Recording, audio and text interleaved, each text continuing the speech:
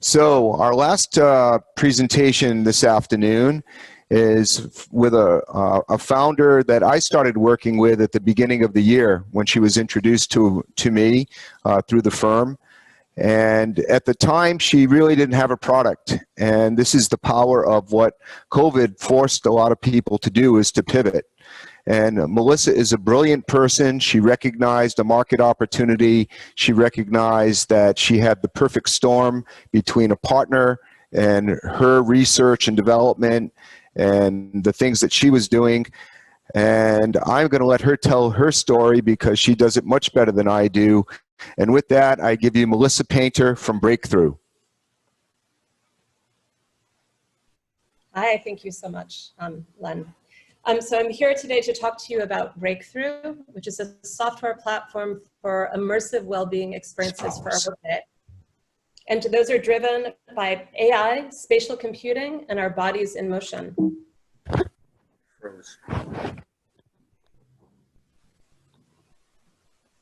I've been working for the past 4.5 years with a core team that has expertise in spatial computing and design delivery in terms of how we relate our body to the technology in our world. And we had been focused on a really core problem with an incredibly interesting group of partners. And so those partners, on the one hand, were high-level tech companies who came to us and asked us to design and make on their emergent technologies to think about this problem and opportunity space. And on the other hand, they were analog customers and strategic partners like Nike, like Lululemon, like Cliff Bar, like the Marines, who asked us to think about same thing, potential between technology and the human body. And so that's the space that we've all been living in for the past 4.5 years. We had honed in pre-COVID, and as Len aptly said, we did not yet have a product, but we'd honed in on what we saw as a core opportunity space, which was a fact that our body, in fact, is the best piece of technology that each or any of us owns. But we have a terrible habit of not bringing it to our workday. And I will cite this call as a perfect example of that. I am feeling tired and tense, and I would imagine all of you are too, and yet we're so used to sitting still in the context of our workdays that we don't think about the mental and physical health consequences of that. That sedentary behavior is very directly linked, and there's enormous data to back this up, to many of the chronic conditions that Americans suffer from: diabetes, obesity, even cancer. But it also, there was another aspect of this problem set that was really deeply interesting to us, which was that most of us feel like we're busier than we ever were before. And yet if you actually look at it and do the math, we turn out to waste a lot of time in our workday. And so we were curious about the problem, working hard on it. And then COVID happened. And Microsoft came to us because they've been a partner who's believed in us greatly. And they said, we know that you care about this problem. We know that you've been working on it. And we are seeing a whole new extreme set of user need in this space. We have an entire workforce shifting to work from home. We have people cut loose from the rituals they normally use in their workday. We have people unable to balance work and family. And also, for logical reasons, we're contending with enormous stress at a global scale. So they asked us, they challenged us really by seed funding us to come up with an MVP to take all of the thinking that we've been working on in this shared immersive spatial compute space and to relocate it to this environment. By this environment, I literally mean this environment. I mean this call we're on. I mean the shared remote workspaces that we all use. In the case of Microsoft, that's Teams. Teams is essentially if Slack and Zoom got married and had a baby. So it's both of those things at once. It's where you have your shared work encounters synchronously and asynchronously. So they set us out into their employee base, and we went to some of the other partners that we have, and we started talking. We started talking to heads of HR. We were hearing from them, my entire workforce is stressed all at once, and that the tools that I normally use are out the window. I don't have brick and mortar. I can't send someone to their gym membership. I can't bring them into a group huddle and have that make everyone feel better. I need new tools. And what's more, there's no best practices. No one's figured out how to do this yet.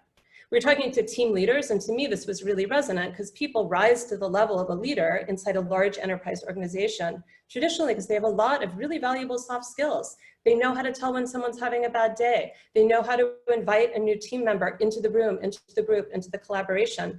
A lot of those skills are really hard to activate in this environment, and they were stuck. They were stuck with the teams that they had, but they were also stuck trying to figure out, what do you do with a new hire who's never stood in the same room with these people they now have to trust and work with? And lastly, and perhaps most relevant to everyone on this call, because we all feel it in our own bones, individuals were just having a really damn hard time with all the problems that I mentioned previously, balancing home life, work life, starting and stopping a day. On average, all of us are working 48 more minutes a day than we did pre-COVID, and most of us are doing it in a more sedentary fashion. So we loved the challenge. We were really hopeful that we had a solution. We went after it with a pretty distinct point of view, which is that to build a useful tool for that entire community base, we couldn't build it for an individual. We had to think about the group. We had to think about all of those different strata and to try to provide something that each of them could reach into and activate. So 7 minutes in, I'm to what the product is. So Breakthru is movement-based micro breaks, tunable to what you and your teammates need in the moment. Micro means short, really short, 2 minutes long, which means that we could do one in the context of this call and not throw the whole meeting. It means that you can slide them in between your 2 o'clock and your 3 o'clock and still have a moment to go grab a cup of coffee. So that's a key component. Movement driven, because it turns out that if you just use your body, just move your body, just take 5 deep breaths, you can reset your metabolism, reset your mind. The last key word is tunable, and tunable is, we're not a meditation app. I don't believe, and I personally don't want, meditation in my workplace. I think meditation is awesome, but I think it's a private choice. It's not going to get fed to me by my boss. Also, it's not what I need at 3 o'clock in the afternoon. 3 o'clock in the afternoon, I need joyful. I might need awake. I might need confident. And so we've made a tool that can be reactive to what you're reaching for in that moment. We feel like we replace a mirror, a coffee break. Maybe today we're the thing that replaces a trip to the fridge. We know that we are delivering health benefits, mental health benefits, and that these are quantifiable and verifiable. The science behind that is not just our brains, it's these very basic things that I talked about, which is, it's just a true fact that if you take 5 deep breaths, you've improved your metabolism. If you stand up and move around every 40 minutes, you've improved your health in that day. Okay, so to the opportunity space. We are in a partnership agreement with Microsoft, but we are not exclusive to them. So that means we're launching inside Microsoft Teams. It's a great point of entry for us. We deeply believe in them as a partner, but Slack and Zoom are sitting out there. However, I wasn't even aware of this figure until we jumped into this sprint with them. 75 million daily active users. Every enterprise you can imagine, tons of educational, completely global. And one thing I should say about our app is that it's not language contingent. There's no reason someone couldn't be doing it tomorrow in Singapore.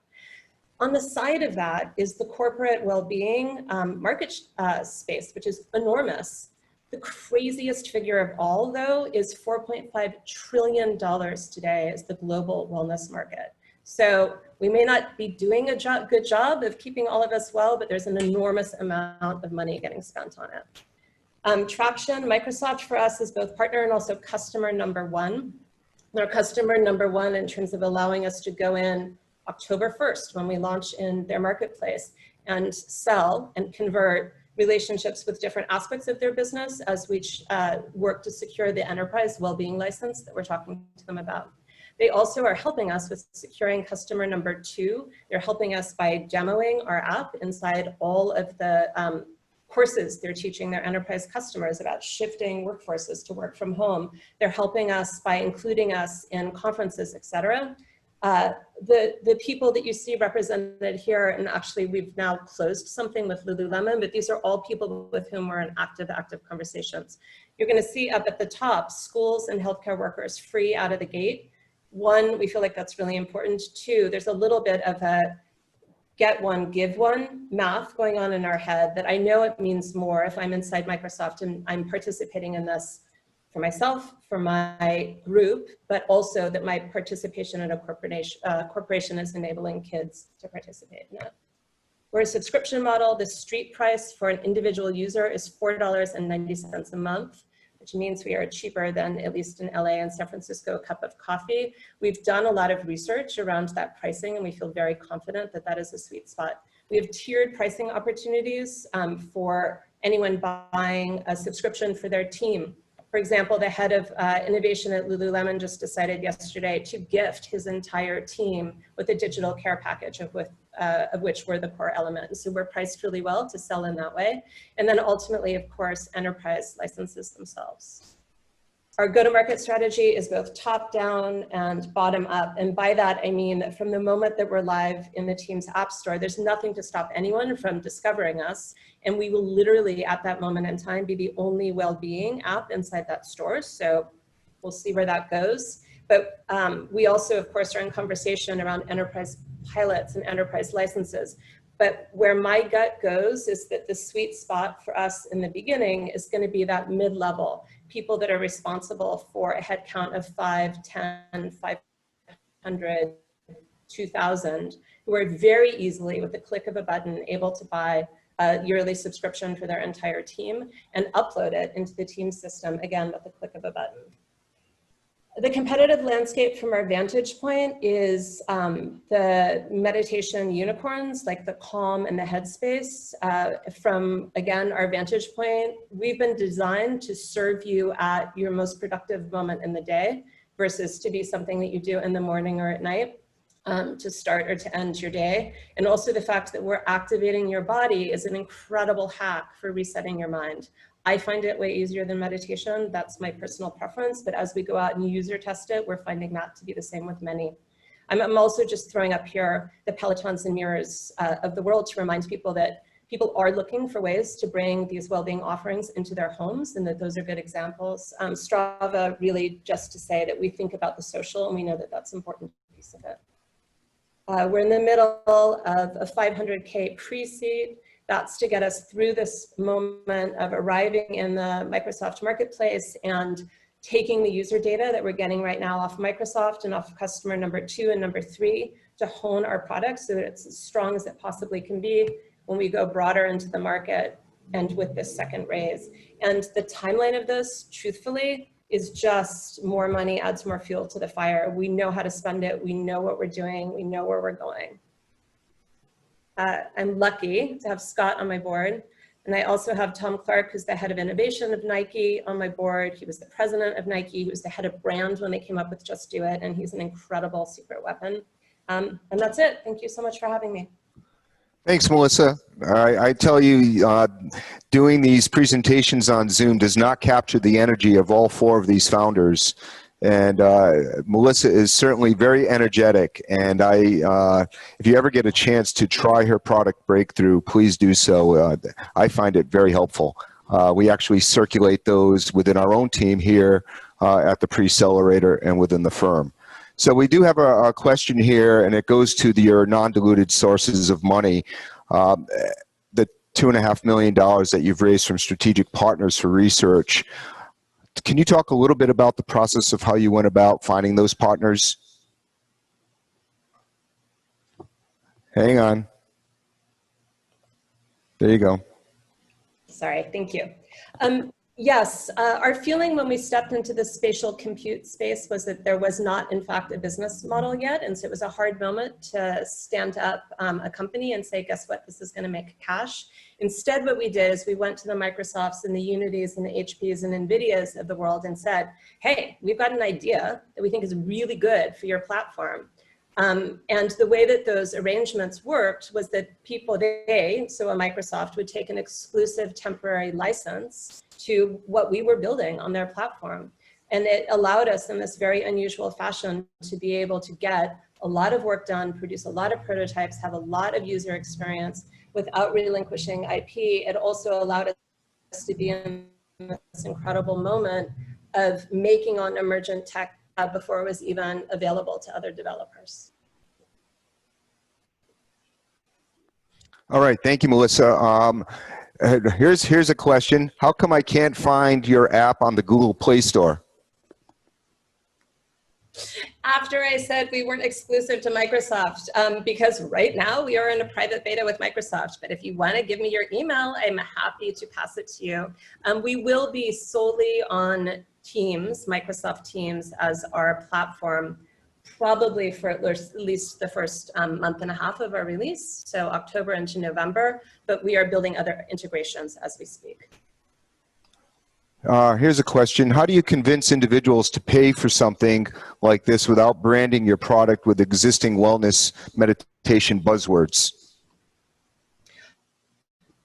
It's an interesting question. So two things. On the one hand, our strong expectation is that our first customers, and this is already playing itself out in our sales, is not you as an individual. It's your boss, it's the org that you work for, it's your manager. It's something that's being bought on behalf of HR, essentially, or out of morale dollars in terms of trying to keep a team comfortable and happy working from home. In terms of individual users going after it, the truth is I'm not trying to arrive in the meditation space. We've done a lot of testing to make sure that an engineer at Microsoft or someone who's got no movement practice at all, who doesn't believe in meditation or yoga, feels comfortable doing the movement that we're doing.